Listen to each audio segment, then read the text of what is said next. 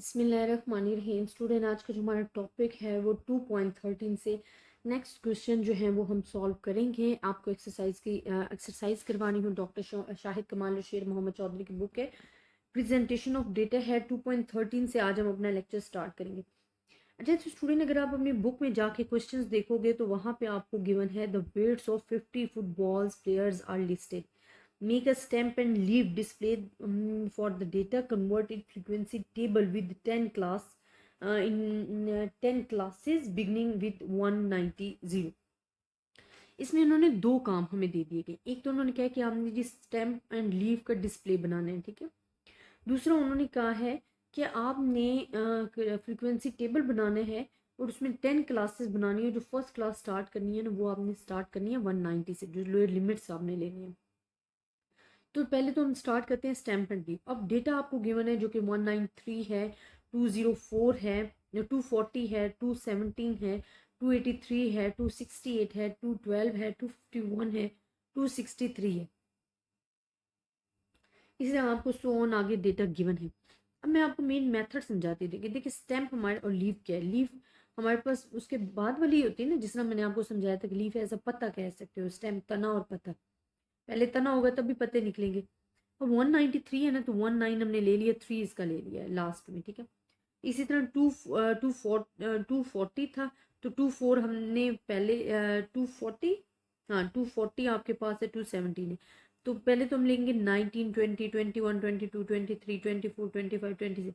अब हमने देखने से नेक्स्ट वैल्यूज, क्योंकि हमने पहले तो उसको ऑर्डर जो है ना, वो क्या करना है, उसको ऑर्डर में, अगर आपके लिए इजी हो ना, आप डेटा को अरेंज कर लो। अरेंज करने का आपको क्या फ़ायदा होगा कि आपको ज़्यादा ना समझ आ जाएगा। यहाँ उन्होंने अरेंज नहीं किया हुआ, लेकिन आपको मैं इस तरह से अरेंज करने के लिए उसमें आपके ना मिस्टेक के चांसेस कम हो जाते हैं। अब 193 है तो आप 193, 240 है ना, तो 24 साथ में 0 यहाँ पे आएगा। नेक्स्ट आपके पास 217 है, 217, तो 21 के बाद आपके पास क्या आ जाएगा, 7। इसी तरह आपके पास क्या है, 283 है, 283, 28 आपके पास यहाँ पे आ जाएगा और 3 आपके पास यहाँ पे। इस तरह डिफरेंट जो वैल्यूज आती जा रही हैं वो आपने लिखते जाना है और इनको ऑर्डर करते जाना है।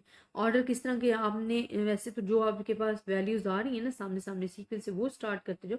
लेकिन अगर आपके पास हमने अरेंज करके साथ ऑर्डर देंगे तो 3 ये हमारे पास 28 पहले लेस लिखा, फिर ग्रेटर, फिर 2 7 8 9 4 5 8। जरूरी नहीं कि ये इसी तरह ही आ रही है, उन्होंने अरेंज की हुई है। ये आपके पास टेम्पो लीव हो जाएगा। अब उन्होंने कहा है कि आपने जी कन्वर्ट करना है, बनाना है फ्रीक्वेंसी डिस्ट्रीब्यूशन। और जो उन्होंने फर्स्ट क्लास उन्होंने क्या बिगनिंग करना है, आपने 190 से स्टार्ट किया, हमने 190 से स्टार्ट। हम 10 का इंटरवल लेते हुए इसकी जो 10 क्लासेस उन्होंने कही ना, 1 2 3 4 5 6 7 8 9 10, उन्होंने हमने खुद लिमिटेड कर दिया था कि आपने जी 10 क्लासेस लेनी है, बनानी है, तो हमने बनाई। अब हमने देखना कि आपकी 190 से 199 में कितनी वैल्यूज आ रही हैं, टेली मार्क्स लगा के। यहाँ उन्होंने टेली मार्क्स नहीं लगाए, आपने लगाने हैं। 200 टू 209 में आपने टेली मार्किंग करनी है, फिर आपको पता चलेगा 2 आ रही है। 210 से 290 में कितने आ रहे हैं, टेली मार्किंग करनी है तो आपके पास 4 आ रहे हैं। यहाँ पे इन्होंने एक स्किप किया हो, बट आपने स्किप नहीं करना, आपके पास इसी चीज़ के तो नंबर होते हैं। टेली मार्क लाजमी लगाने हैं। उसके बाद आपने फ्रीक्वेंसी नोट करनी है और फिर आपने इसका टोटल भी काउंट करना है, यहाँ पे टोटल भी, तो आपके पास फ्रीक्वेंसी डिस्ट्रीब्यूशन बन जाएगा। 240 हमारे पास आ रहा है, उसमें वो कहते हैं आपने स्टैम्प एंड लीव बनाने हैं और फिर आपने क्लास लिमिट्स बनानी है, फ्रीक्वेंसी टेबल बनाना है जिसमें क्लास लोअर क्लास लिमिट आपने 8.0 लेनी है और आपने जो इंटरवल लेना है वो 1 का लेना है। आपकी बुक में ये सारा कुछ दे दिया गया। अब देखिए, मैंने अभी आपको बताया कि स्टैम्प एंड लीव कैसे बनानी है। अगर हमारे पास 9.0 है तो 9 आपके पास पहले आ जाएगा, 0 आ जाएगा। फिर 10.2 है तो 10 पहले, फिर 2 आ जाएगा। फिर आपके पास 11.3 है, 11 3 आ जाएगा। फिर आपके पास 12.1 है तो 12.1 आ जाएगा। इसी तरह जितने भी मजीद आते जा रहे हैं ना, अगर बार बार रिपीट भी हो रहे हैं, 10 7 आ गया तो आप 10 को रहने दोगे, फिर 7 लिखोगे। 10 8 आगे, 10 को रहने दोगे, 8 को लिखोगे। तो ये हमारे पास डेसिमल्स में आ रहे हैं। अब अगर इनको ऑर्डर करना है, जिसमें मैंने आपको प्रीवियस कहा था कि उन्होंने ऑर्डर किए हुए हैं, आई इसी तरह अन रॉ डेटा की सूरत में होंगे, लेकिन जब आप इसे ऑर्डर करोगे तो हमारे पास क्या आ जाएगा। अब ये देखो ना, 0 3 7 9 8 1 3 6 9। आप ऑर्डर करोगे ना तो इसे प्रॉपर सीक्वेंस में लिखोगे, 0 1 3 3 6 7 8 9 9। मतलब पहले आपने छोटी वैल्यू लिखनी है, फिर उससे बड़ी, फिर उससे बड़ी, फिर सबसे बड़ी। ये आपके पास स्टैम्प एंड लीफ आ जाएगा। अब उन्होंने कहा कि जी आपने क्लास लिमिट्स बनानी है, क्लास लिमिट सबसे छोटी जो लोअर क्लास में लेनी है 8.0 लेनी है, इंटरवल आपने जी लेना है 1 का, और आपने फ्रीक्वेंसी बनानी है। जहाँ भी स्टूडेंट मैं आपको एक चीज़ रिकमेंड करूँगी कि आपने टैली मार्किंग मस्ट करनी है, साथ में इसका टोटल मस्ट लेना है। टोटल लेने से अगर वो आपको बता रहे हैं ना कि आपके पास 100 वैल्यूज आपको गिवन, टोटल लेने से पता चल जाएगा कि अगर 100 आया तो it's mean you are doing the good, अगर 100 नहीं आया, लेस आया, तो it's mean you are doing the mistakes. तो रीचेक योर पेपर या क्वेश्चंस, ठीक है। तो आपने क्लास लिमिट्स बनानी है, इंटरवल 1 का लेते हुए ये बन गई हमारी क्लास लिमिट्स। टैली मार्किंग करना है कि 8.0 से लेकर 8.9 के दरमियान कितनी आपकी वैल्यूज आई हैं, 3 आई तो ये 3 होंगे, 9 आए तो 1 2 3 4, 4 तक करने के बाद ना ये 5 को शो करता है ऐसे, फिर 1 2 3 4, ये 9 इधर आ गए। तो टैली मार्किंग आपने मस्ट करनी है। नेक्स्ट आपके पास क्वेश्चंस है 2.15 एंड 2.16, ये टोटली आपके पास क्या हैं, थ्योरेटिकली क्वेश्चंस है, और थ्योरी मैंने आपको करवाई है। 2.70 भी आपके पास थ्योरेटिकली क्वेश्चंस है, 2.18 भी थ्योरेटिकली क्वेश्चन है। 2.19 पे आ जाते हैं, वो कह रहे हैं रिप्रेजेंट द फॉलोइंग यील्ड पर एकड़ data bye a bar diagram. Year and number of पर एकड़ आपको गिवन है, और आपको कह रहे हैं जी आपने बार डेटा बनाना है। आपको मैंने बताया था ना एक्स एक्सिस और वाई एक्सिस लेते हैं। अगर आप जाके देखोगे ना, जो मैंने आपको डायग्राम और टेबल्स बनाना सिखाए हुए, तो एक्स एक्सिस पे हम क्या क्या लेते हैं, अपना ईयर ले लेते हैं फिक्स, और यील्ड पर एकड़ जो आपको गिवन है, हमने एक अप्रोप्रिएट स्केल ले लेना होता है, जिन्हें 5 10 एंड 15, क्योंकि आप देखोगे आपकी जो वैल्यूज आपको क्वेश्चन में गिवन है ना, वो 5 7 9 6 10 12 8 12 11 10 है। तो हम जो स्केल लिया वो 0 5 10 एंड 15, इसी के दरमियान वैल्यूज आएंगी। आपने ईयर्स ले लेने, ये बार चार्ट है ना, आपने देखना है फर्स्ट आपकी वैल्यू जा रही 5 तक, तो ये आपने लिया जी 5 तक, ये हमारे पास है। सेकंड आपके पास जा रही 7 तक, तो 7 हमारे पास यहाँ पे लाइक आ रही है, हमने 7 तक लिया। नेक्स्ट आपके पास लाइक आ रही है 9 तक, 9 आपके पास 10 से थोड़ा सा पीछे आएगा ये। इस तरह आपने करते जाना, तो ये आपके पास बार डायग्राम जो है वो तैयार हो जाएगा। यही उन्होंने कहा है कि जी आपको डेटा गिवन, आपने बार चार्ट डिस्कस करना है।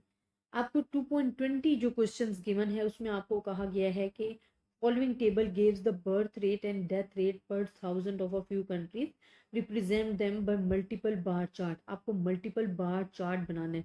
डेटा उन्होंने सारा कुछ दे दिया, उन्होंने जी कंट्रीज दे दी हैं, India, Japan, Germany, Egypt, Australia, New Zealand, France, Russia, साथ में birth rate and death rate दे दिए गए। अब हमारे पास मल्टीपल बार चार्ट में क्या होते हैं, bar chart, simple bar chart में हमारे पास क्या होता है कि ओनली वन हम इस तरह वैल्यू कर रहे होते हैं। जब मल्टीपल बार चार्ट आता है ना, तो उसमें हम दो वैल्यूज़ को एट अ टाइम डिस्कस कर रहे होते हैं, जिस तरह बर्थ रेट और डेथ रेट।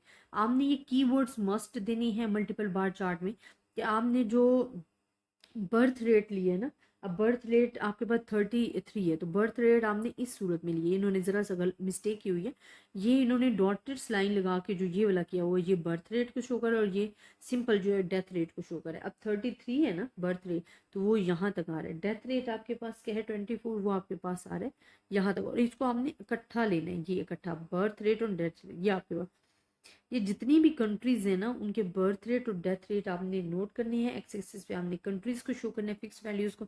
यहाँ पे आपने अपने डेटा को देखते हुए एक फिक्स अप्रोप्रिएट स्केल ले लेना है, और यही मेन आपका काम होता है कि आपने अपने डायग्राम या ग्राफ को रिप्रेजेंट कैसे करना है। एक तो आपने कीवर्ड्स मस्ट देने होते हैं, ठीक है, आपने टाइटल बहुत अच्छे तरीके से देना है, फिर आपने एक्स एक्सिस और वाई एक्सिस बहुत अच्छे तरीके से बनाना है, और अप्रोप्रिएट स्केल बहुत अच्छे तरीके से आपने डिस्कस करना है। इस तरह आपका जो ये क्वेश्चन है वो सॉल्व हो जाएगा। 2.21 आपके पास क्वेश्चंस है, जहां पे आपको गिवन है कि represent the following data by rectangular diagram showing percentage of income spend to families on different items of expenditures. आपको आइटम्स गिवन है, ठीक है, और फैमिली 1 एंड 2 गिवन है, और वो आपको कह रही है कि आपने परसेंटेज निकालनी है इन एक्सपेंडिचर्स की। अब मेन इसमें क्या है कि आप परसेंटेज कैसे निकालोगे, हमारे पास मेन टारगेट इसमें परसेंटेज कहा जाता है।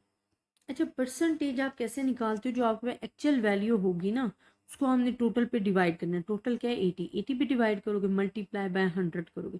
जब करोगे ना तो आपके पास क्या आ जाएगा 40। नेक्स्ट आप करो कि 20 आपके पास एक्चुअल वैल्यू है, divided by total 80 multiply by 100। जब आप इसे सॉल्व करोगे तो आप देखो कि आपके पास क्या वैल्यू आ रही है। मैं आपको आप कल अपने कैलकुलेटर को यूज़ करते हुए ये देखो कि आपके पास क्या वैल्यू आ रही है, तो वो आपके पास आएगी जी 25। और यहाँ पे आप देखो 40, 25, 10, 5, 20, यहाँ भी सेम।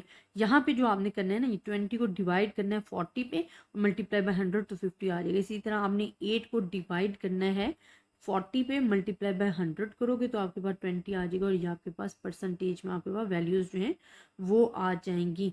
अब हमने इनको शो करना है बिकॉज हमने अपना डायग्राम बनाना है।